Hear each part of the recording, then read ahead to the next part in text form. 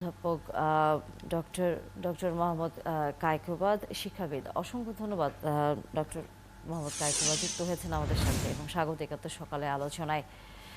এবং গতকালের এসএসসি পরীক্ষার ফলাফল নিশ্চয়ই আপনিও নজর রেখেছেন। একটু জানবারই আছে আপনার কাছে, সেটি হচ্ছে এবার বলা হচ্ছে জিপিএ 5-এর সংখ্যা অনেক কম এবং একটি বিশ্লেষণ আমরা একটু ছোট করে দেখছিলাম যে করোনার পরবর্তী সময়ের থেকে এবার 2024 সালে যে ফলাফলটি হয়েছে সেটি পূর্ণাঙ্গ, যেহেতু সিলেবাসে হয়েছে, পূর্ণাঙ্গ নম্বরে হয়েছে, তাই এটি অনেকটা সকলের কাছে গ্রহণযোগ্য একটি মান। আপনার দৃষ্টিতে আসলে সেটি কতটুকু গ্রহণযোগ্য? যথার্থই বলেছেন।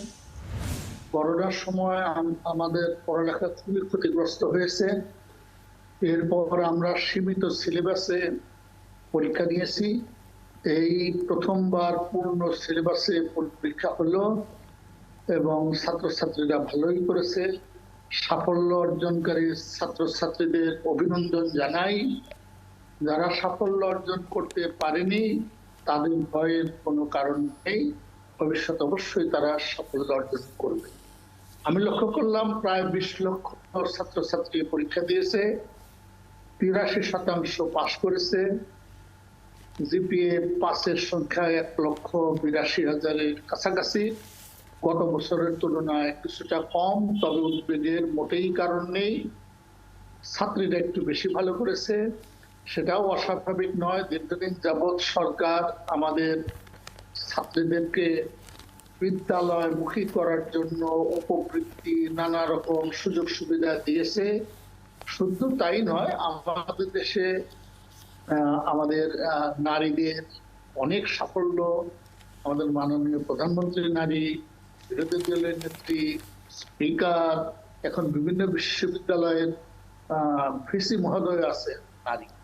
সুতরাং আমার মনে হয় যে ছাত্রীরা অনেক অনেক বেশি উজ্জীবিত, উৎসাহিত যে তারা ভালো পড়ালেখা করলে তারা উন্নততর জীবন পাবে।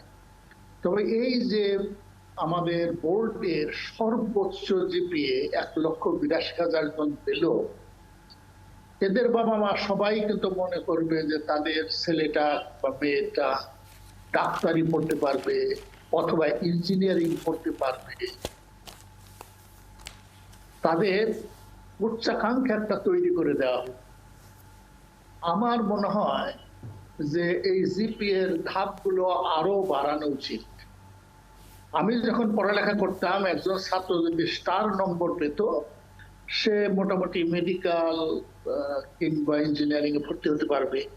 ফার্স্ট ডিভিশন পেলে ইউনিভার্সিটির ভালো ভালো সাবজেক্টে ভর্তি হতে পারবে।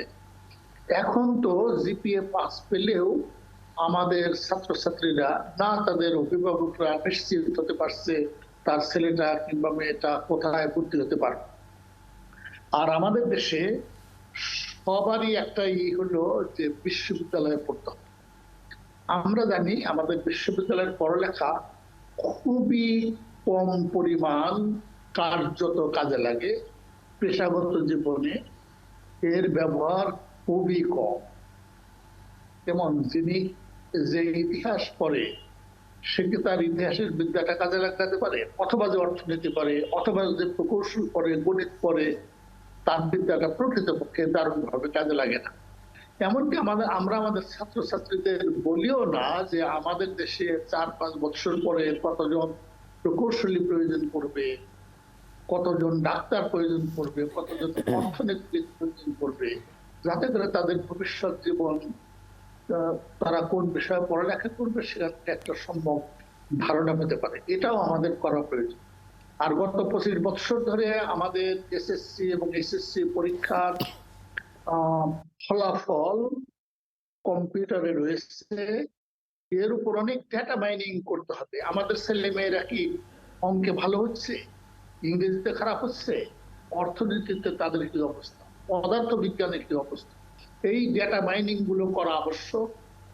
আমি মনে করি যে আমাদের বোর্ড কর্তৃপক্ষ যদি আমাদের বিশ্ববিদ্যালয়গুলোকে বলে, এই যে আমাদের ডেটা, এই ডেটা থেকে আপনারা জ্ঞান আহরণ করেন, বাংলাদেশের শিক্ষা ব্যবস্থা কোন দিকে যাচ্ছে, আমাদের ছাত্রছাত্রীদের দক্ষতা কোন দিকে যাচ্ছে, কোন এলাকার ছেলে মেয়েরা ইংরেজিতে কাঁচা, অথবা কোন এলাকার ছেলেমেয়েরা অঙ্কে কাঁচা বা ভালো। এই জায়গায় অধ্যাপক ডক্টর মোহাম্মদ কায়কোবাদ আপনার কাছে আসতে চাই। সেটা হচ্ছে যে গণমাধ্যমে কালের কণ্ঠে বিশেষ করে একটু বলেছে যে গণিতের কারণে জিপিএ 5 এবার কমেছে এবং বলা হচ্ছে যে এই গণিতে যারা আসলে এবার পরীক্ষা দিয়েছে তারা হচ্ছে করোনা পরবর্তী সময়ে হচ্ছে তারা ক্লাস 9-এ উঠেছিল 2022 সালে, সে কথা বলা হচ্ছে। তখন হচ্ছে অনলাইনে ক্লাস তাদের বেশি করতে হয়েছে, যার জন্য তারা খুব পরিষ্কারভাবে গণিতে নানা বিষয়গুলো বুঝতে পারেনি, বা বাইরেও তখন হয়তো খুব বেশি তারা কোচিং করবার বা বাইরে কোনো টিচারের কাছে পড়বার সুযোগ পায়নি।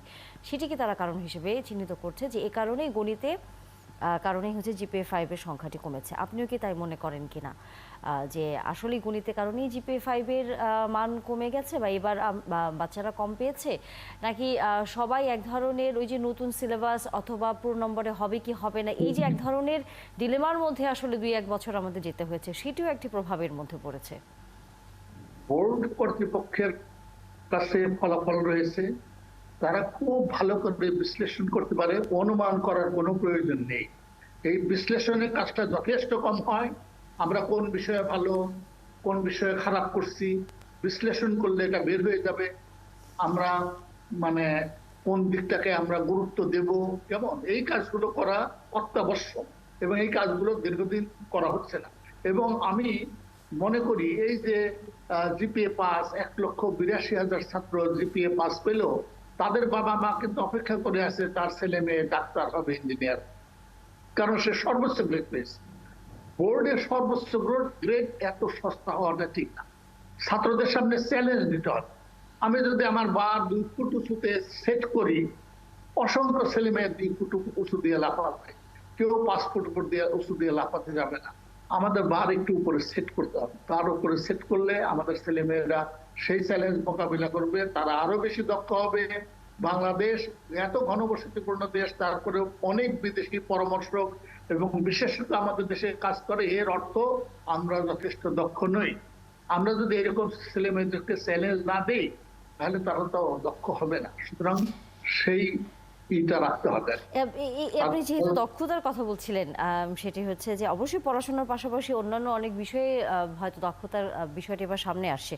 মাননীয় প্রধানমন্ত্রী কিন্তু গতকাল একটি কথা বলেছেন যে শুধু মুখস্থ বিদ্যা না, মানে কয়েক বছর ধরে কিন্তু তিনি কিন্তু এই বিষয়টি সামনে এনেছেন যে শুধুই মুখস্থ বিদ্যা না, কারিগরি শিক্ষা অথবা একেবারে হাতে কলমে শিক্ষার যে বিষয়টি, সেটি ছোট থেকেই যদি শিক্ষা কার্যক্রমের মধ্যে সেটি নেওয়া যায়, তাহলে হয়তো বা এই যে আপনি যে কথা বলছিলেন যে জিপিএ 5 যে পেয়েছে সেই বাচ্চাটাকে ডাক্তার ইঞ্জিনিয়ার হতেই হবে, কিন্তু কতটুকু সে আসলে হতে পারবে, তার সেই জ্ঞানটা আসলে কতটুকু হলো, সেটি আমরা যখন দেখি বিদেশি একজন এসে কাজ করে দিয়ে যায়, তখন আসলে চ্যালেঞ্জের মুখে পড়তে হয়। এই যে ব্যবহারিক বিভিন্ন কারিকুলামগুলো অন্তর্ভুক্তিকরণ, এই জায়গাগুলোতে আপনার কাছে কি মনে হয় যে আমরা কেন এখনো করতে পারছি না? আমাদের কি স্কুলগুলোতে সেরকম দক্ষ শিক্ষক নেই, বা সেই ব্যবস্থাপনা করবার মতো কি আমাদের এখন অবকাঠামো তৈরি হয়ে যায়নি, নাকি কোন কোন বিষয়গুলোকে এখন থেকে শিখালে পরে তাহলে শিক্ষার্থীদের জন্য সুবিধা হবে, সেই বিষয়টিও আমরা এখনো নির্ধারণ করতে পারিনি?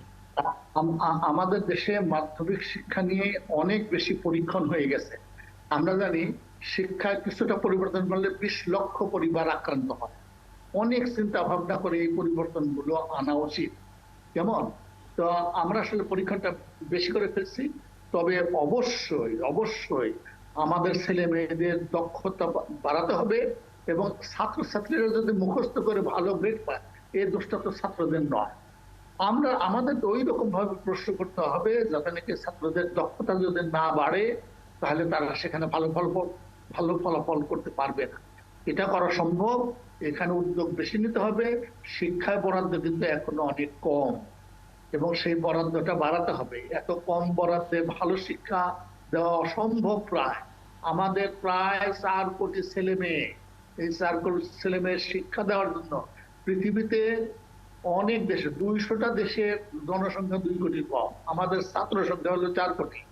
এই 4 কোটি ছাত্রের জন্য অনেক বেশি বরাদ্দের প্রয়োজন। আমাদের দেশে একমাত্র উদ্বৃত্ত মানুষ, এই মানুষকে যদি জ্ঞান এবং দক্ষতা দিতে পারি, তাহলে কিন্তু আমরা একটা বৃত্তশালী দেশে পরিণত হব।